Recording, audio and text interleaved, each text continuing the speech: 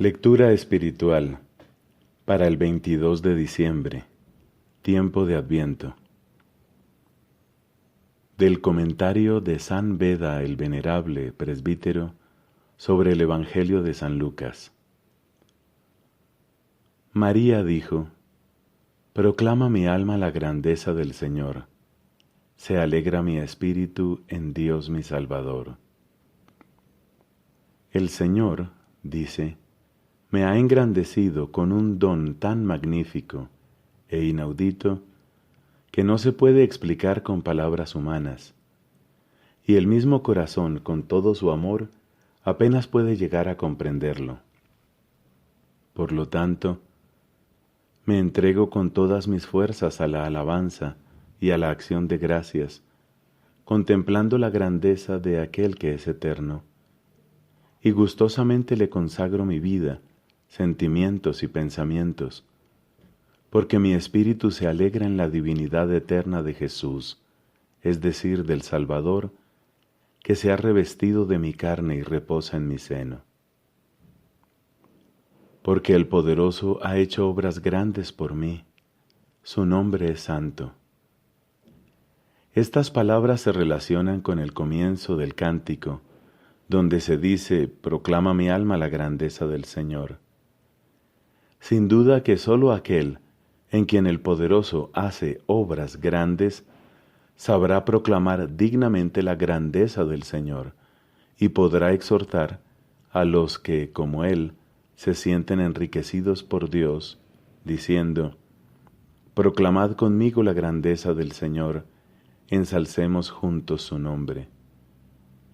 Pues el que no proclama la grandeza del Señor, sabiendo que es infinita, y no bendice su nombre, será el último en el reino de los cielos. Se dice que su nombre es santo, porque por su inmenso poder trasciende toda criatura y está infinitamente por encima de todas las cosas creadas. Auxilia a Israel su siervo, acordándose de su misericordia.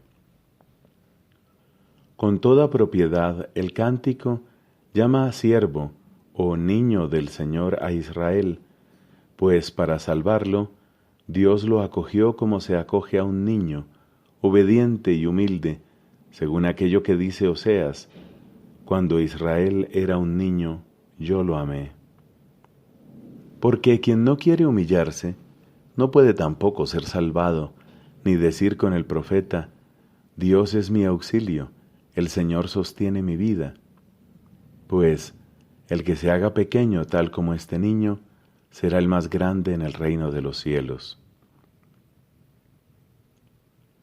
Como lo había prometido a nuestros padres, en favor de Abraham y su descendencia por siempre. Al hablar aquí de la descendencia de Abraham, no se refiere a la descendencia según la carne, sino según el Espíritu. Es decir, no solo habla de aquellos que han sido engendrados según la carne, sino también de todos aquellos que han seguido los pasos de Abraham por medio de la circuncisión de la fe. Porque Abraham creyó antes de la circuncisión, y ya entonces su fe le fue tenida en cuenta para la justificación. Por lo tanto, la venida del Salvador fue prometida a Abraham y a su descendencia por siempre, es decir, a los hijos de la promesa, de quienes se dice: si sois de Cristo, sois por lo mismo descendencia de Abraham, herederos según la promesa.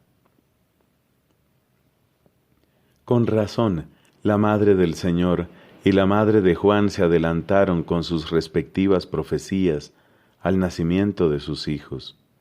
Con ello, de la misma forma que el pecado comenzó por la mujer, también por la mujer se inicia la salvación, y la vida, que fue perdida por el engaño que sedujo a una sola mujer, es ahora devuelta al mundo por la profecía de dos mujeres que compiten en su empeño por anunciar la salvación. Uno de los aspectos más bellos y más impactantes de la Navidad es la humildad. En pocos días volveremos a contemplar a nuestro Señor Jesucristo, el Hijo del Dios Eterno, nacido en un humilde portal, reposando sobre pajas, en la más humilde cuna. La humildad, esa virtud que tenemos que descubrir y redescubrir muchas veces a lo largo de nuestra vida. El Evangelio de hoy tiene ese toque de humildad cuando nos habla de la grandeza de Dios y cómo, en palabras de María Santísima, se fijó en la humildad, en la humillación, en la pequeñez de su sierva, es decir, de la misma María. El Dios grande que tiene predilección y que tiene ojos de particular ternura para lo pequeño. Muchas veces la Biblia nos enseña sobre esta virtud. Cristo nos dijo: aprended de mí que soy manso y humilde de corazón. Y el apóstol San Pedro dice: Dios da su gracia a los humildes, pero resiste a los soberbios. Y el apóstol San Pablo, en su carta a los romanos, nos dice: no busquen grandezas, déjense atraer por lo humilde. Pregunta: ¿es que acaso la Biblia nos quiere mediocres? ¿Es que acaso la Biblia quiere que nosotros nos contentemos con poco? Claro que no, claro que no. Más bien la enseñanza es esta: que lo mejor de ti no va a venir por el camino de la arrogancia, por el camino de la soberbia o por el camino de la vanidad. Si quieres que florezca lo mejor de ti, como floreció lo mejor de María Santísima, entonces el camino es la humildad. El camino es el reconocimiento de que solo Dios es grande y de que todo lo grande que puede haber en nosotros, todo es fruto y regalo de su amor.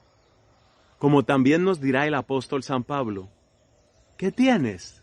¿Qué tienes que no hayas recibido? Quiero volver sobre la frase de este mismo apóstol cuando nos dice: déjense atraer por lo humilde.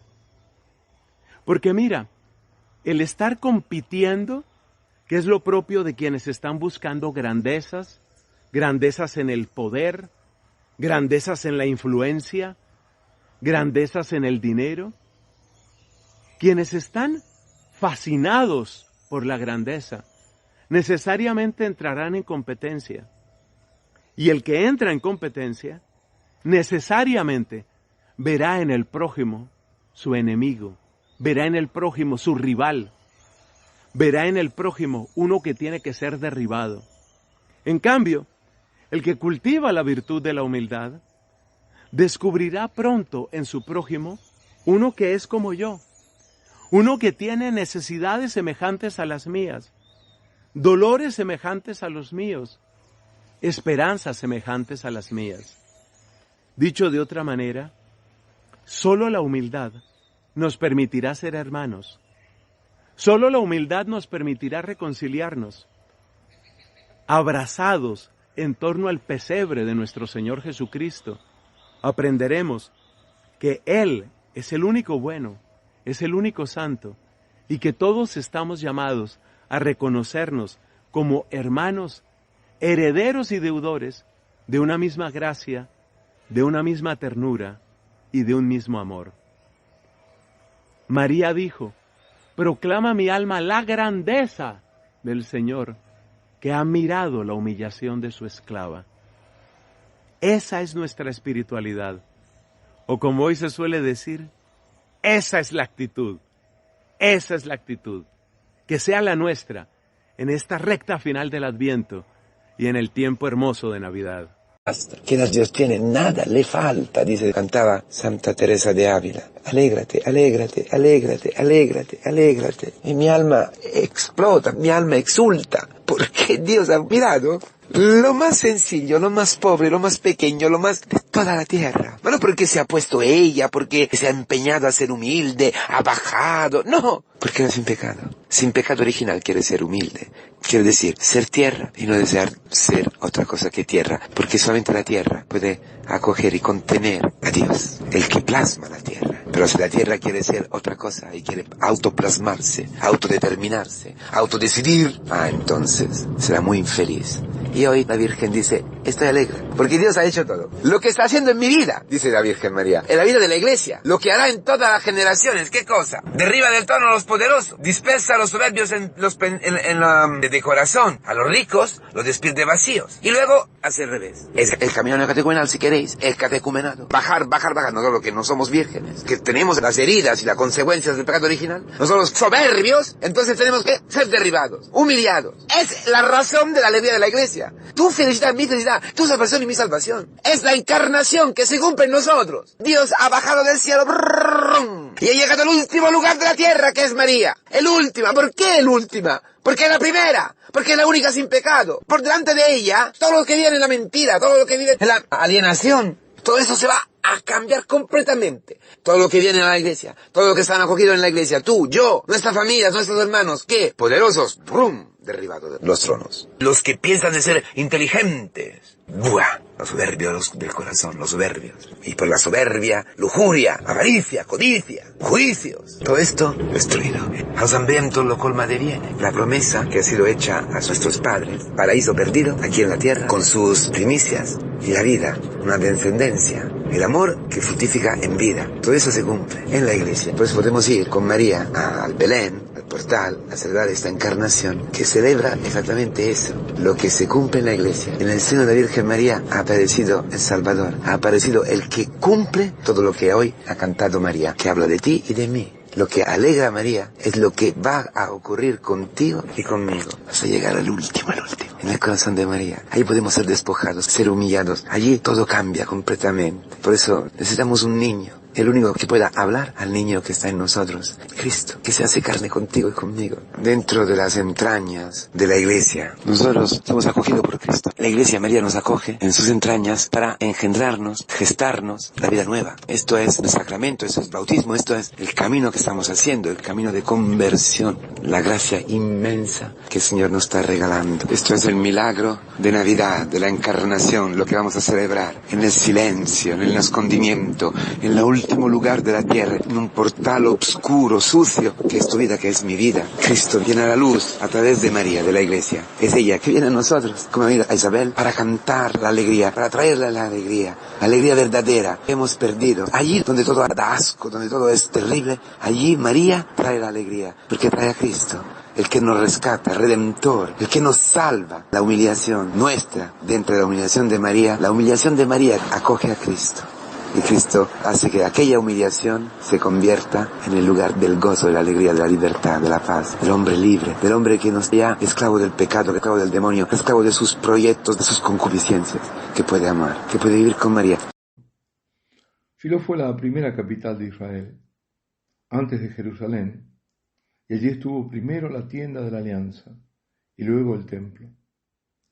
La oración de Ana fue satisfecha y tuvo a Samuel, que significa escuchado por Dios, porque lo obtuvo por la oración que fue escuchada por el Altísimo. Y una vez destetado, lo ofreció al Señor en Shiloh. Y esta es justamente la primera lectura de hoy. Y en medio de su dolor cantó a Dios. Ese cántico es el antecedente del Magnificat. Bueno, canto de dolor y de agradecimiento. Dolor porque va a dejar a su hijo. Y digo, ese canto es el antecedente del Magnificat, y es el que hoy se canta en lugar del Salmo, el canto de Ana, que está en el primer libro de Samuel. Mi corazón se regocija en el Señor, mi Salvador, dice Ana.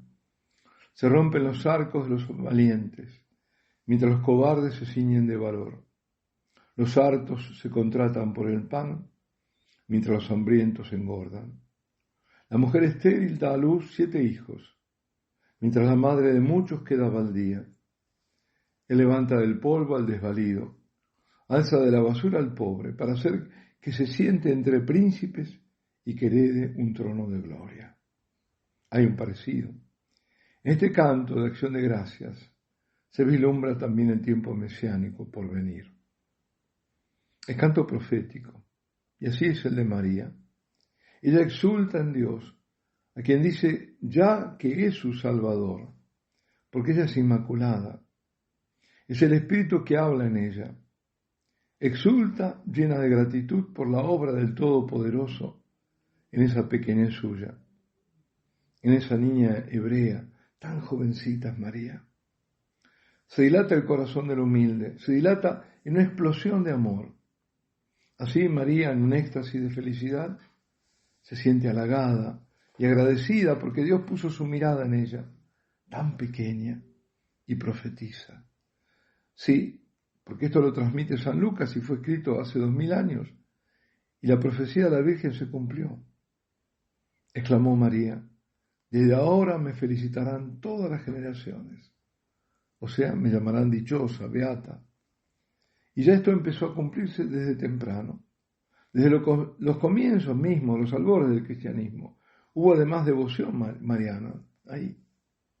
En una piedra del comienzo del cristianismo figura la inscripción en griego Jaire, que es el saludo del ángel a María.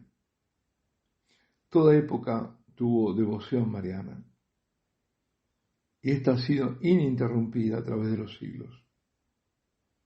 Exalta a la Virgen al Dios misericordioso, tanto que en su condescendencia baja hasta el hombre y en ella obra el prodigio de ser madre, sin dejar de ser virgen, madre de aquel que se llamará Hijo de Dios. Misericordia ante tanta miseria humana a la que Dios viene a rescatar. Es el Dios que no hace maravillas en ella, sino que viene a rescatar a los oprimidos, a los olvidados, a restaurar todas las cosas en su justicia. Por eso, derriba del trono a los poderosos y enaltece a los humildes. A los hambrientos los colma de bienes y a los ricos los despide sin nada, vacíos de sus riquezas y de su poder. Está anunciando el tiempo mesiánico. En ese momento la Santísima Virgen ignoraba que ese tiempo no era inmediato, como lo ignoraban todos los judíos, creían que era ya. Ella ignoraba que su hijo sería rechazado y condenado a la cruz. El Magnificat de la Virgen se parece, en lo paradojal, a las bienaventuranzas que el Hijo proclamará. Los pequeños son exaltados y los poderosos son confundidos y destronados. Bienaventurados son los pequeños, los pobres en espíritu, los que se hacen como niños, porque de ellos es el reino de los cielos.